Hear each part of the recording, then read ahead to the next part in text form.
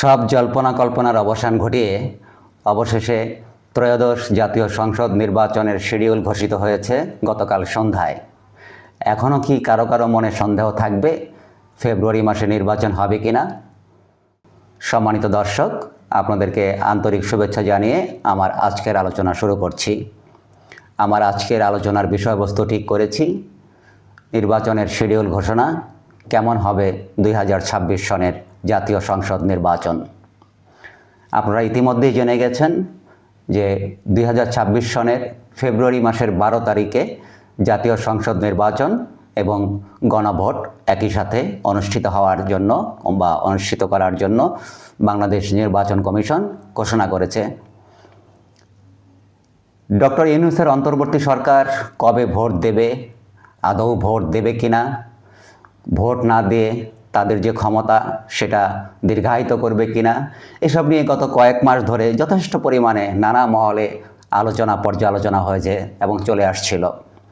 তাই এখন যখন ভোটের তারিখ ঘোষণা করা হয়েছে, সুতরাং আশা করা যাচ্ছে এই বিষয়ে সন্দেহ অনেকটাই কমে যাবে বা সন্দেহ থাকবার কথা নয়। তবে ঘটনা কখন কোন দিকে মোড় নেয় তা আমরা নিশ্চিত করে কেউ বলতে পারি না, কারণ এর আগেও আমাদের অভিজ্ঞতা আছে। 2007-8 সনে যখন 1-11 সরকার ছিল, তখনও একবার এরকম নির্বাচনের শিডিউল ঘোষণা করে পরে নির্বাচন বাতিল করা হয়েছিল এবং 1-11 সরকারের সময়কাল দীর্ঘায়িত করা হয়েছিল। তাই কিছুটা সাবধানতা তো আমাদের অবলম্বন করতেই হয় বা কিছুটা চিন্তার মধ্যে থাকতেই হয়। যে কোনো সময় যে কোনো ঘটনা ঘটে যেতে পারে এদেশে। বাংলাদেশে আগামী 2026 সালের যে জাতীয় নির্বাচন বা জাতীয় সংসদ নির্বাচনকে কেন্দ্র করে ইতিমধ্যে দেশের রাজনৈতিক পরিস্থিতি অত্যন্ত জটিল আকার ধারণ করেছে। যেমন প্রথমত, বাংলাদেশের সমাজে তীব্র রাজনৈতিক বিভাজনের মধ্যে রয়েছে। অন্তর্বর্তী সরকার এবং রাজনৈতিক দল ও জোটের মধ্যে রয়েছে প্রবল আস্থার সংকট। দেশের নাগরিক সমাজ একটি নিরপেক্ষ, অবাধ ও সুষ্ঠু নির্বাচনী পরিবেশ নিশ্চিতকরণের মাধ্যমে দেশে একটি নির্বাচিত সরকার প্রতিষ্ঠার জন্য নানা চ্যালেঞ্জ তারা দেখতে পাচ্ছেন। যেমন মানুষ ভোটের মাধ্যমে সঠিক একটি নির্বাচিত সরকারের দ্বারা দেশের অর্থনৈতিক স্থিতিশীলতা ও উন্নতি আশা করছেন। দ্বিতীয়ত, দেশের তরুণ এবং নতুন ভোটার, যাদের সংখ্যা মোট ভোটারের একটি বিরাট অংশ, যারা প্রথমবারের মতো এবার তাদের ভোটাধিকার প্রয়োগ করবেন, তারা রাষ্ট্র পরিচালনায় গুণগত পরিবর্তন, সুশাসন এবং চাকরির সুযোগ প্রত্যাশা করছে। তাদের একটি অংশ রাজনৈতিক সংলাপ ও অংশগ্রহণমূলক প্রক্রিয়ার আকাঙ্ক্ষা ব্যক্ত করেছে ইতিমধ্যেই। আমরা সবাই জানি 2008 সনের পরে বাংলাদেশে প্রকৃত অর্থে কোনো নির্বাচন অনুষ্ঠিত হয়নি। নির্বাচনের নামে যেটা হয়েছে সেটা হচ্ছে প্রহসন, বিরোধী দলবিহীন নির্বাচন, রাতের নির্বাচন, আমি ডামি নির্বাচন ইত্যাদি নানা কায়দায় পতিত ফ্যাসিস্ট আওয়ামী লীগ সরকার নির্বাচনকে মোটামুটি প্রহসনে পরিণত করেছিল।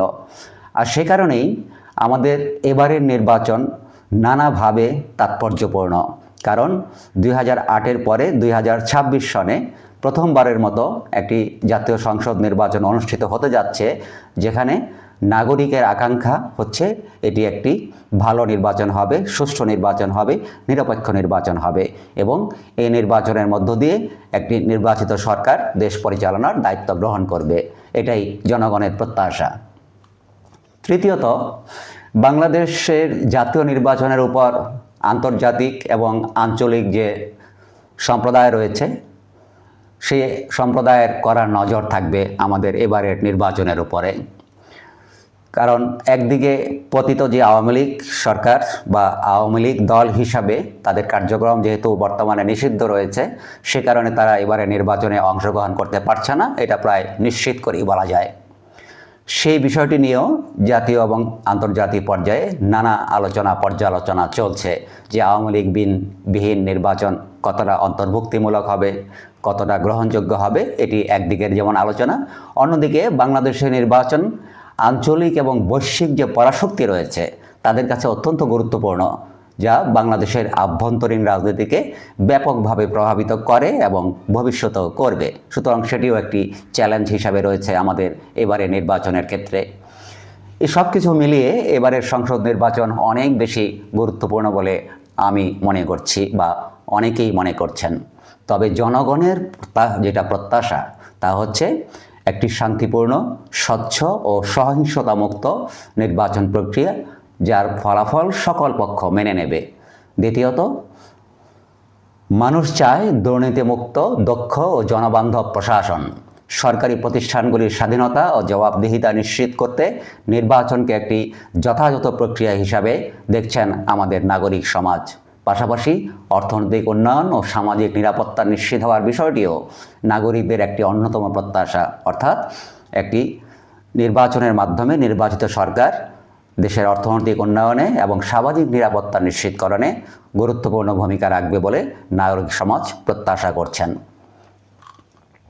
নাগরিকদের এসব প্রত্যাশা পূরণের ক্ষেত্রে অবশ্য অনেকগুলো চ্যালেঞ্জ এবং অনিশ্চয়তা রয়েছে। তার মধ্যে অন্যতম হচ্ছে যে আমরা ইতিমধ্যেই লক্ষ্য করছি যে রাজনৈতিক দলগুলির মধ্যে নির্বাচনের আগে এবং পরে, নির্বাচনের আগেই কিছু কিছু সহিংসতা, কিছু হানাহানি শুরু হয়েছে এবং নির্বাচনের পরেও এ ধরনের সহিংসতা বা হানাহানি চলমান থাকতে পারে, এটি একটি শঙ্কা আমাদের মধ্যে রয়েছে।